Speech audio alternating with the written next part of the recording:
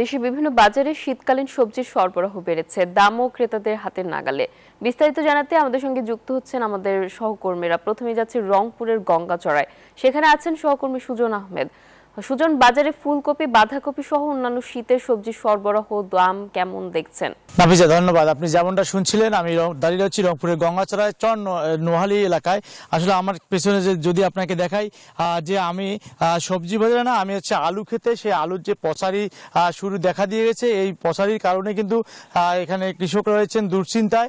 আসলে এই আগাম আলু আবাদ করার কারণে তারা এই পচারির সম্মুখীন হয়েছেন। এই পচারি যে তারা কীটনাশক ব্যবহার করতেছেন, কিন্তু এই পচারি তারা কিন্তু সারতে পারতেছেন। আমার সঙ্গে একজন কৃষক আছে। আসলে এই পচারির কি কারণে ক্ষতি হবে আপনাদের? পচারির কারণে আমাদের অনেক ক্ষতি হয়, আলুর আবাদ কমে যায়, আমরা লস করি।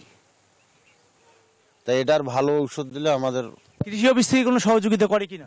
না, কৃষি অফিস থেকে আমরা কোনো সহযোগিতা পাইনি ভাই। আমরা নিজে ওই দোকানদার যাই, দোকান থেকে ওষুধ কিনে দেই, তেমন একটা কাজ হয় না। শুনছিলেন যে কৃষক বলছেন যে কৃষি অফিস থেকেই তেমন সহযোগিতা না করার কারণে কিন্তু তারা সার্বক্ষণিক নিজের উদ্যোগে কিন্তু এই কাজ করতেছে। আমরা এ পর্যায়ে সবজি খবর জানতে চলে যাব পঞ্চগড়ে আমাদের আছে সহকর্মী হায়দার। আমরা চলে যাচ্ছি হায়দারের কাছে।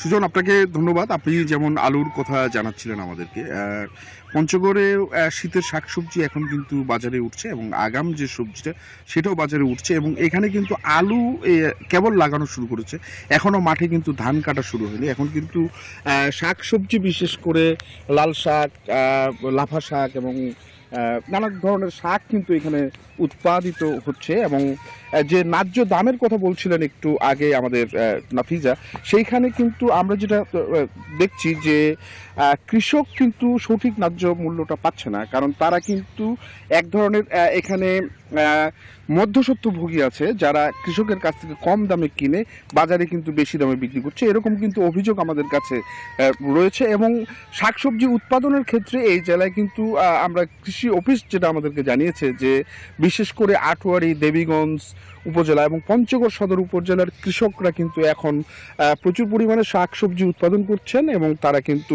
পঞ্চগড় জেলার যে চাহিদা সেটা মিটিয়ে কিন্তু দেশের বিভিন্ন জায়গায় রপ্তানিও করছেন।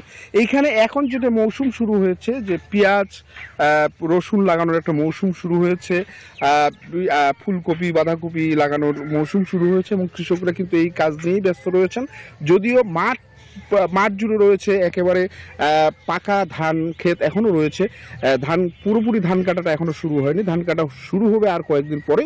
তারপরে কিন্তু এখানে আরও যে বাদাম রয়েছে, এখানে বাদাম উৎপাদিত হয়, সেই ফসলের দিকে যাবে চাষিরা। আপাতত তারা কিন্তু শাক সবজি সহ নানা ধরনের যে আমাদের প্রতিদিনের যে খাবারের যে অংশ সেটি কিন্তু তারা উৎপাদনে রয়েছে।